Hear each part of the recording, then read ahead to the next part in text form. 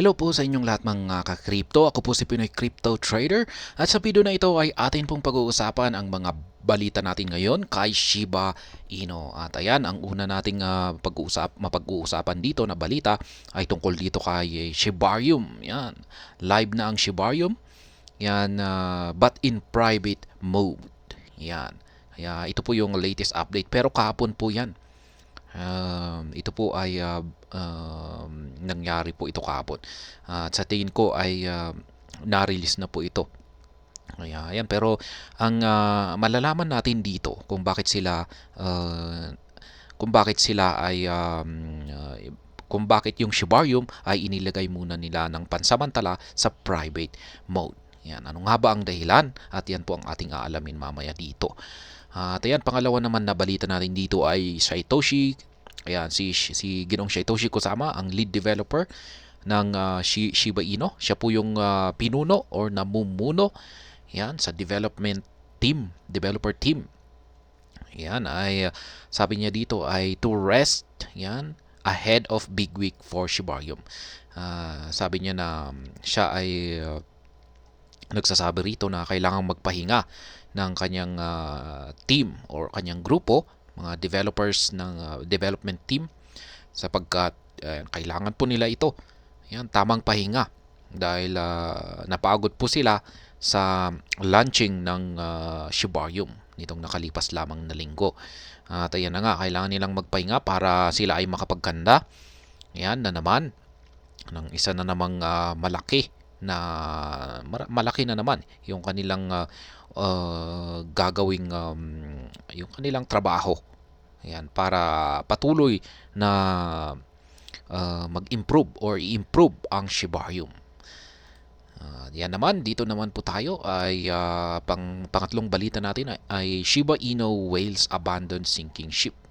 Ayan, may nagsisialisan na raw ng mga whales. Yan, sapagkat sinking ship na raw ang Shiba Inu, ibig pong sabihin ay bumabagsak. Pero masasabi ko naman po dito, ayan, i-check natin yung ating trading chart. Yan na nga, sinking ship. Bumabagsak siya. Ayan. Kaya yung mga whales ay kung pag sinabi nating whales para sa mga bago lamang dito na hindi pa nakakaalam kung anong ibig sabihin ng whale or balyena, ay ito po yung mga bigatin or yung mga malalaking mga investors, yung malalaki yung kanilang mga investment na pinapasok dito. Kaya ayan, nagsisialisan na raw po sila. Pero yan, kung makikita natin na ito nga ay bumabagsak. Pero kung titignan natin kay Bitcoin, check lamang natin kay Bitcoin. Ayan, mas matindi kay Bitcoin.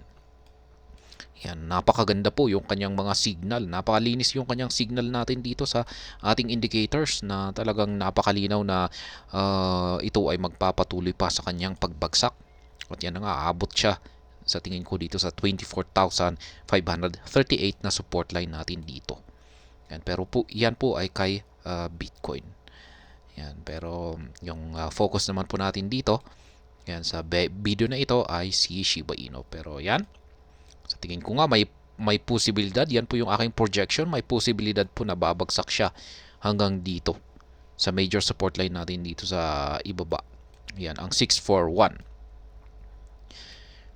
Ayan, bago po tayo magpatuloy ay nais ko po munang bigyang linaw ang aking disclaimer kung saan ang nilalaman po ng video na ito ay hindi po ito isang financial advice. For education and information purposes lamang po ang layunin nito. Nais ko na rin pong magbigay babala na wala pong kahit anumang group chat ang Pinoy Crypto Trader. Ayan.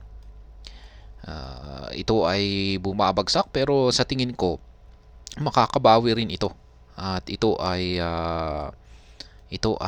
aakyat kasi next year na ang Bitcoin halving. Ayan, sa tingin ko ay binibigyan tayo ng pagkakataon ni Bitcoin para makapag-accumulate. Ayan, bago siya tuluyang umakyat. Ayan, pagdating ng kanyang Bitcoin halving sa sunod na taon. Kaya ayan po siya. Kaya opportunity po ito. Yung kanyang pagbagsak. Ayan, nagbibigay ito ng opportunity para makabili tayo sa murang presyo. Kaya yan, umpisahan na natin ang ating balita dito. Shibarium live but in private mode.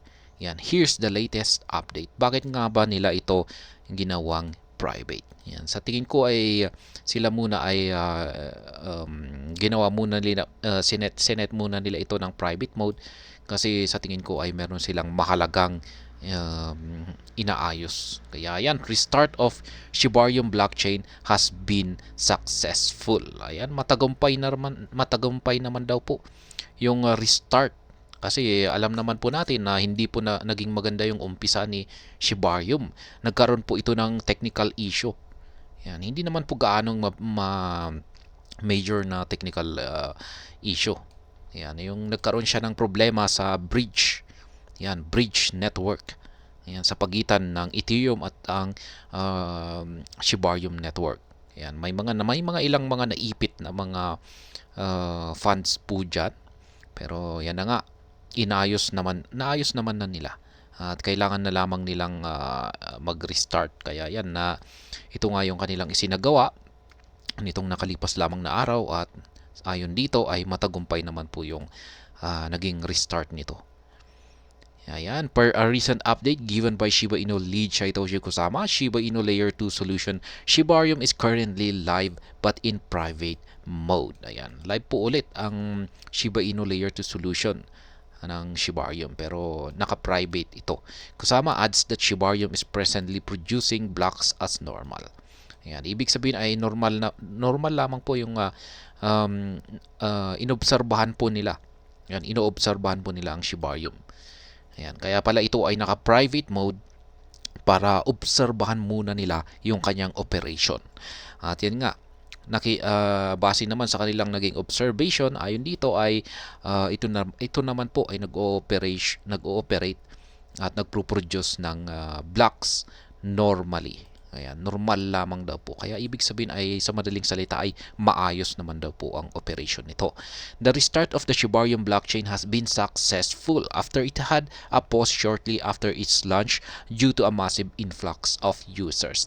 Ayan na nga po, ito yung naging problema. Ito yung nagdulot sa technical issue kay Shibarium. Yan, hindi po nila inaasahan yung pagdagsa ng napakaraming mga users dito kay Shibarium.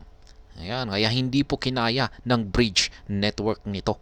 Sudden influx. Yan, at saka massive influx ng mga users. Diyan po siya nagkaroon ng problema. Pero ayan, maayos na po. At ito po yung dahilan kung bakit kailangan nilang mag-restart. Yan, para ma-implement yung kanilang ginawang pagbabago sa program nito. Ayan, according to SHIB developer Calderia, Shibarium received millions of compute units of traffic shortly after its August 16 launch, causing it to go into fail-safe mode and pause to ensure funds were safe. Yan po yung nangyari. Yan po yung explanation ni Calderia. Yan, isa po siya sa mga SHIB developer. Ang kanyang explanation dito ay biglang umabot ng milyon yung compute units ng traffic kay dito ay Shibarium. Yan, at nung August 16 po yan na nag-launch or na-release ang Shibarium sa mainnet nito.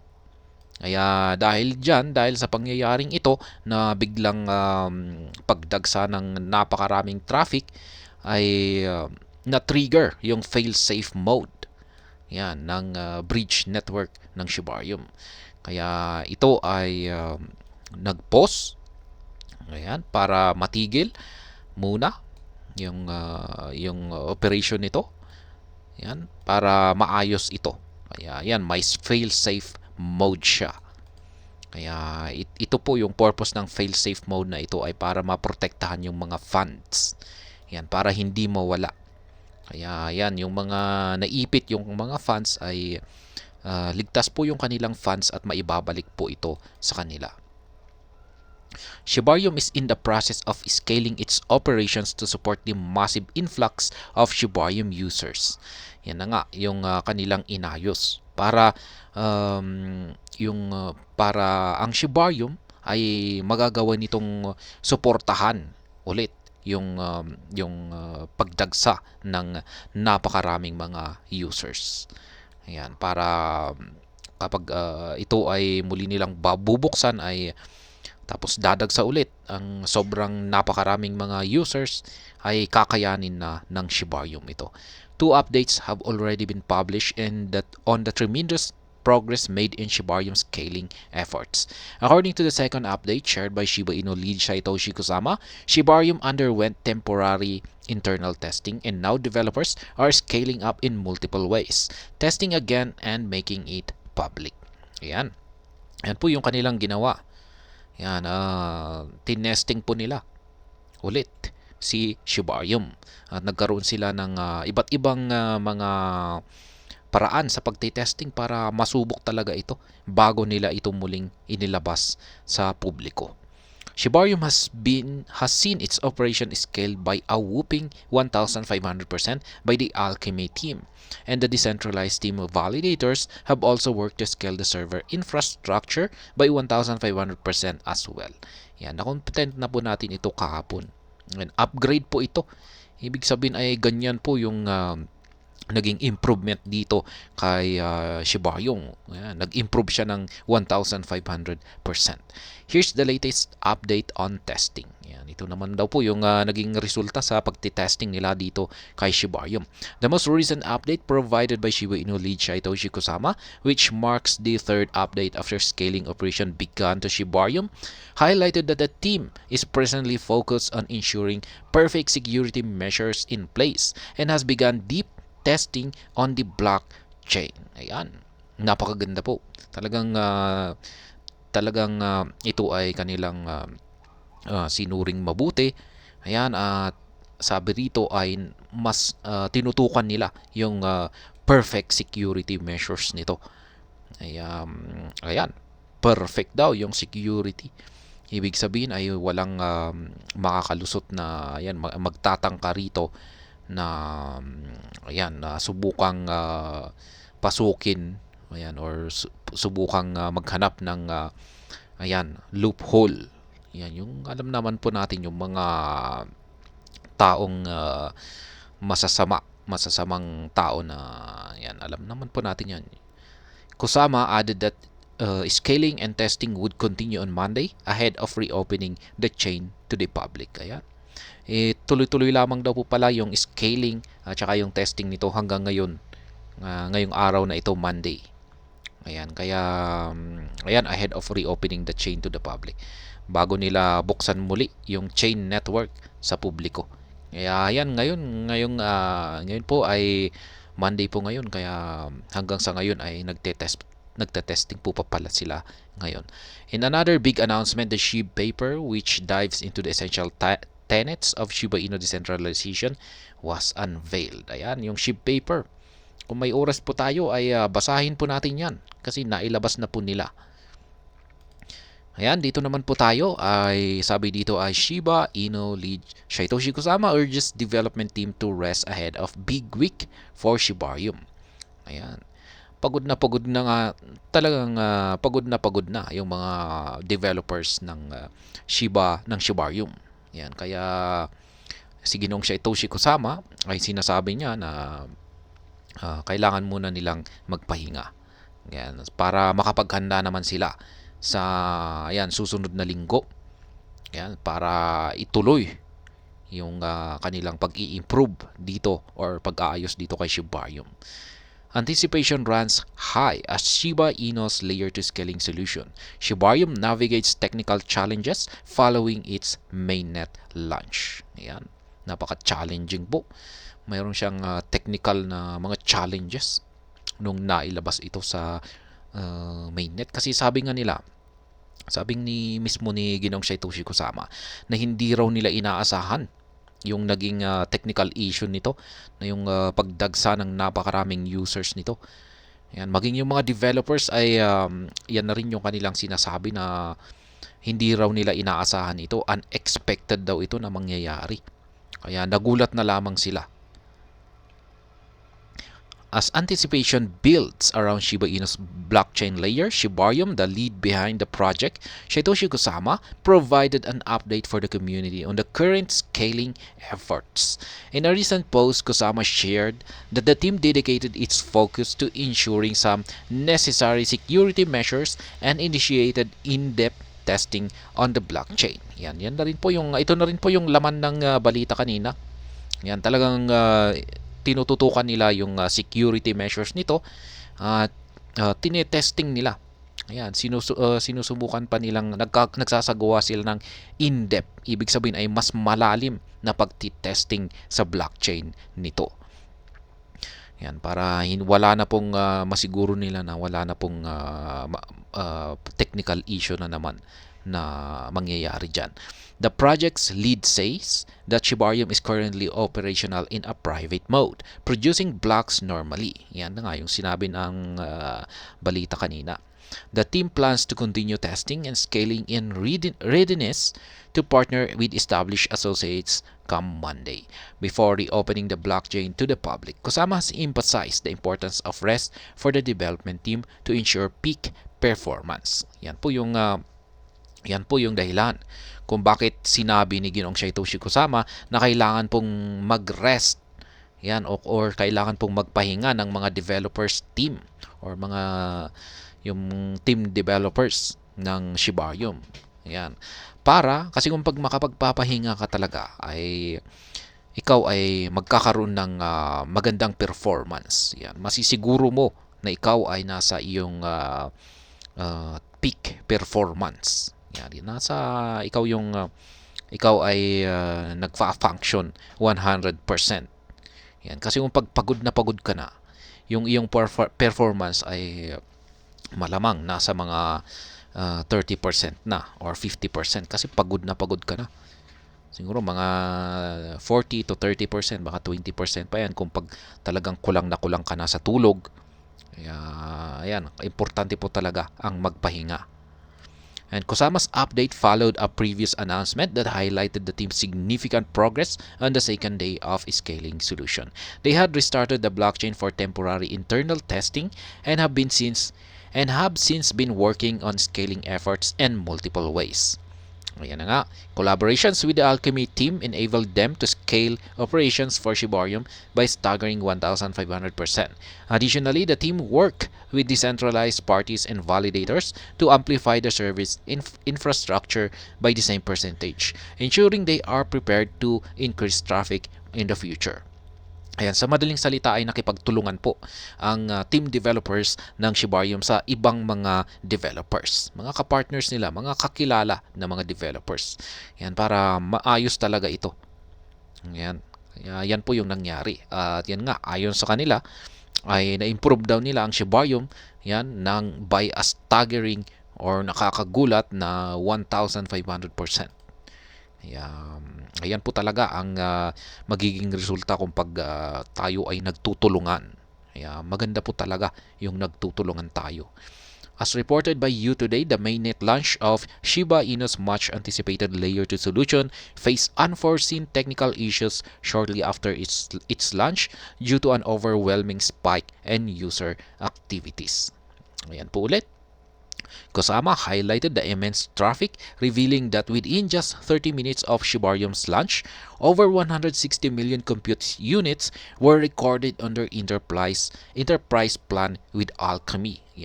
Ganyan po pala katindi yung nangyari.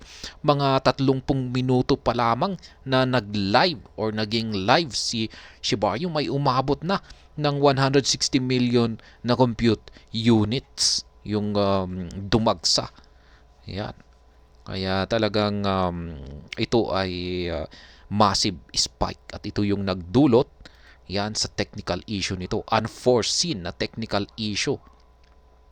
Yan, mga totoong tao kaya yung mga ito hindi natin alam. Baka may gumamit ng mga programs diyan.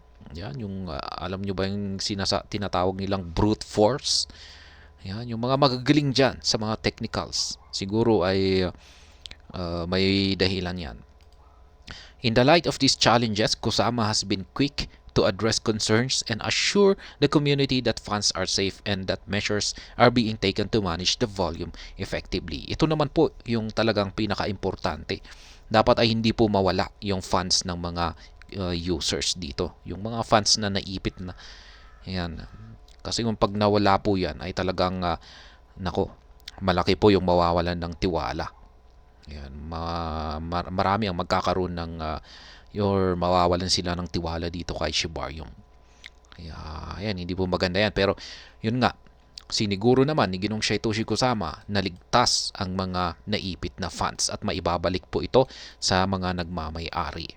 However, as with significant innovation, rumors and misinformation can spread quickly. Shiba Inu's market value witnessed a dip as Shibarium confronted technical glitches, compounded by allegedly false screenshots on social media suggesting that the launch had failed. Kusama has implored the community to remain patient, urging members to be wary of unfounded rumors. Ayan na nga. Sinabayan pa ng misinformation. Yeah, mga fake news yung naging technical issue dito ni Shibarium. Ayan. Mayroon pang gumawa ng mga peke na screenshots at ikinalat sa social media. Napalpak daw ang launching ng Shibarium. Kaya yan po ang nangyari. Kaya nagdulot ito ng FUD, yung fear, anxiety, and doubt sa mga lalong-lalo na sa mga bago pa lamang na hindi nila talaga gaanong nakikilala ang Shibarium. Kaya yan, nagpanik sila. Kaya yan, mas lalong bumagsak ang market price ng Shiba Inu. Pero yan, isa lamang po itong posibleng dahilan sa pagbagsak ng Shiba Inu. Sapagkat yan nga, pinakita na nga natin kanina na hindi lamang po si Shiba Inu ang bumabagsak, maging ang mother of all cryptocurrency na si Bitcoin ay bumabagsak din. Sa mga hindi nakakaalam, kapag yung galaw po talaga ni Bitcoin, ay yan po yung sinusundan ng halos lahat ng mga cryptocurrencies. Kaya kung pag bumabagsak si Bitcoin, ay majority po ng mga cryptocurrencies ay bumabagsak na rin. Kung pag ito naman ay umaakyat, ay ganun na rin po. Susunod na rin po yung mga cryptocurrencies, ibang mga cryptocurrencies. Kaya ayan, dito naman po tayo sa panghuling balita natin dito ay Shiba Inu whales abandon sinking ship. Ayan, nagsisialisan na nga ba yung mga whales? Yung mga whales na malalaking investor dito ay Shiba Inu? Yan po ang ating aalamin dito.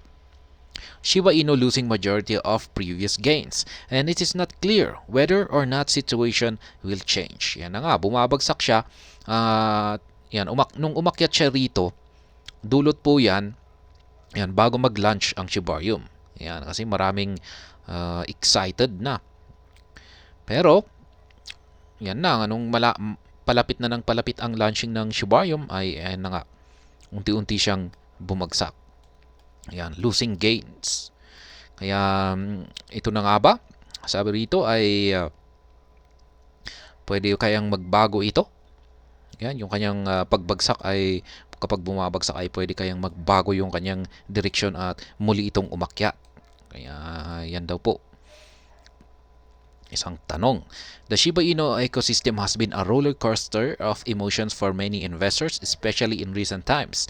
A significant indicator of this sentiment is the notable decrease in whale activity on the network. Ayan po pala.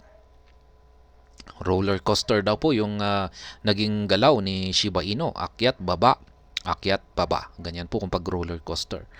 At yan, yung maliban dyan ay yung mga whales.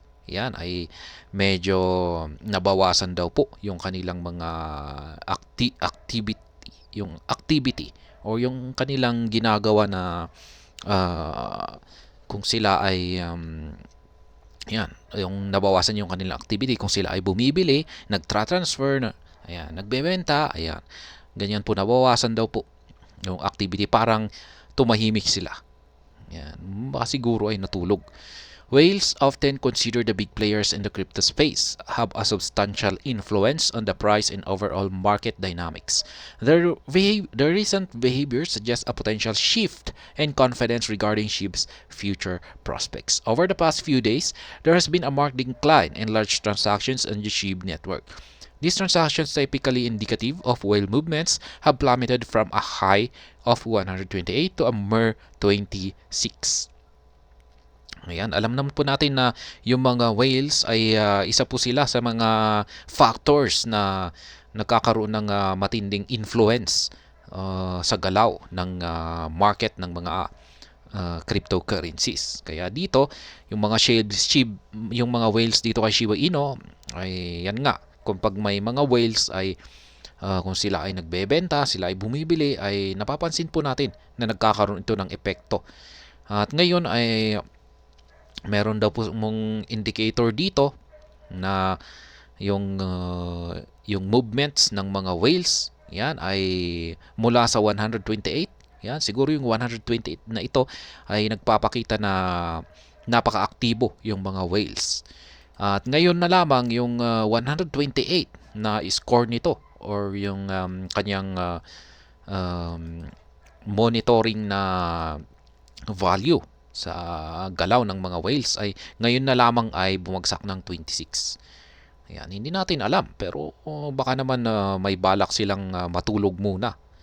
Yan, at palipasin na lamang. Itutulog na lamang nila tapos palipasin na lamang nila yung siguro mga mahabang mga ilang buwan or taon. Yan, bago ulit sila bumangon. Yan, baka mga long-term investors na sila. Such a drastic drop in large-scale transactions can be interpreted in various ways. One perspective is that whales might be reducing their positions, possibly anticipating further downward pressure on the SHIB price. Another viewpoint is they are adopting a wait-and-see approach given the current market uncertainties. Ayan na nga. Meron daw dalawang posibleng dahilan. Yung una ay posibleng nagbebenta po sila, nagdadump sila pero paunti-unti para hindi halata. Yan, para hindi sila, yan nga, konti-konti, yan, unti-unti nila silang nagbebenta. Kaya maaring sila yung nagdulot sa pagbagsak ng Shiba Inu. At yung pangalawa ay maaring sila ay nag-aabang. Ayan, wait and see approach. Nag-aabang, naghihintay lamang sila ng tamang pagkakataon. Kaya yan, a glance at the recent price performance of SHIB provides further context. As of the latest data, SHIB is trading, ayan, ito po yung current market price ni Shiba Inu. While this might seem insignificant at first glance, it is essential to consider this in the broader context of the crypto market and SHIB's historical performance. Ayan na nga po, ang Shiba Inu naglalaro po dito sa ilalim ng ating major resistance line na yan 869. Kailangan po nating palitan yung mga kulay ng mga ito.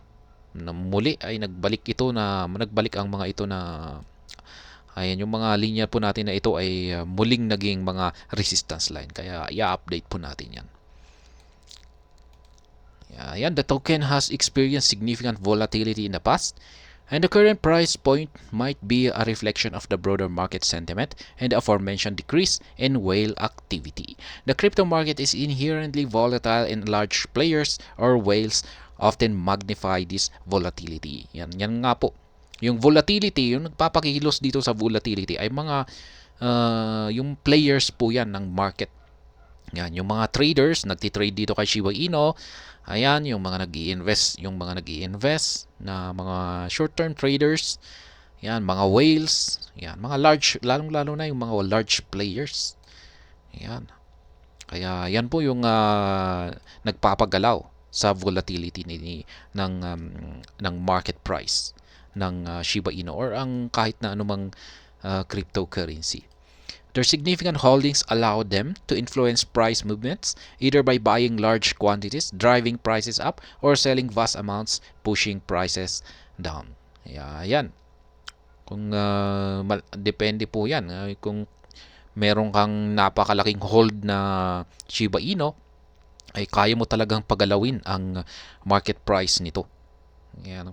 Kung pag ikaw ay bibili ng napakarami, ay posibleng ang magiging epekto nito ay aangat ang market price ng Shiba Inu. Pero kung marami ka namang nabiling mga Shiba Inu dyan, tapos i-dump mo ng bigla, ay yan, maaring magresulta po yan sa pagbagsak ng market price ni Shiba Inu. The recent drop in the large SHIB transaction suggests that these influential players might be stepping back, at least for the time being. Yan, maaring yung mga whales down na ito ay umaatras muna. Ayan, at maghihintay, mag-aabang ng siguro yung tamang pagkakataon, yung tamang pasok, yan, bago sila ulit bumalik at pumasok or mag-invest dito kay Shiba Inu. Yan po yung nangyayari. Ngayon, ang masasabi ko naman sa mga balitang ito ay marami pong nadismaya dito kay Shibarium, kasi maraming mga nag-aabang talaga na ang Shibarium ay kapag na-release na ang Shibarium, na launch na, ay aakyat na yung market price ni Shiba Inu. Pero nagkataon po na ito ay bumagsak. Ayan, bumagsak po siya. At ang dahilan dito ay marami pong factors dito. Ayan, ang isa na lamang po dito ay yung kay Bitcoin. Ayan, bumabagsak po kasi si Bitcoin. Kaya isa po ito sa nakaapekto. Ayan, kung bakit hirap umakyat ang Shiba Inu. Ayan, Shiba Inu token, yan. Maliban pa diyan ay yung biglang hindi po kasi naging maganda yung launching ng Shibarium, tapos sinamahan pa yan ng FUD, yan, at saka misinformation, fake news, kaya ganyan po yung nangyari. Pero sa tingin ko naman ay hindi po talaga ganito yung epekto ng Shibarium. Hindi po siya instant. Yan, ang Shibarium ay over time po yung effect, yung magiging epekto nito over time. Ibig sabihin nito ay unti-unti siyang uunti-untihin po nito na papaangatin yung market price ng Shiba Inu. Ayan, kasi kung parang isipin natin ito na parang isang kotse na dahan-dahan muna. Ayan, magkakaroon ng buwelo muna. Isipin natin na ito ay isang kotse na ito ay yan, aakyat siya. Yan, dahan-dahan muna siya para magkaroon siya ng buwelo. Ayan, dahan-dahan muna siya hanggang sa magkaroon ng sapat na buwelo. Ayan, bago siya tuloy-tuloy na mabilis na umakyat. Ganyan po yung sa tingin ko na magiging umpisa ng Shibarium. Kaya sa ngayon ay dahan-dahan lamang po siya, slow po siya. Pero kung kapag siya na ay naka-gain ng momentum or buwelo, yan, kapag nagkaroon na siya ng buwelo ay diyan na po siya. Yan, tuloy-tuloy na po yung kanyang pag-akyat. At pabilis na po ng pabilis yung kanyang pag-akyat. Kaya yan naman po yung aking sariling opinion dito. At ayan, hanggang dito na lamang po tayo sa video na ito mga ka-crypto. Sana po ay inyong nagustuhan ang aking paliwanag dito. Kung inyo po itong nagustuhan ay pakiclick lamang po ang like button nito. Para naman po sa mga bago lamang dito, kayo po ay aking inaanyayahan para mag-subscribe. Pakiclick na rin po ang bell icon nito dahil ito po ang siyang magsisilbing notification nito sa mga bago kong videos na akin pong ina-upload sa aking YouTube channel na ito. Marami pong salamat sa panonood. Ingat po tayo lagi at God bless po sa ating lahat.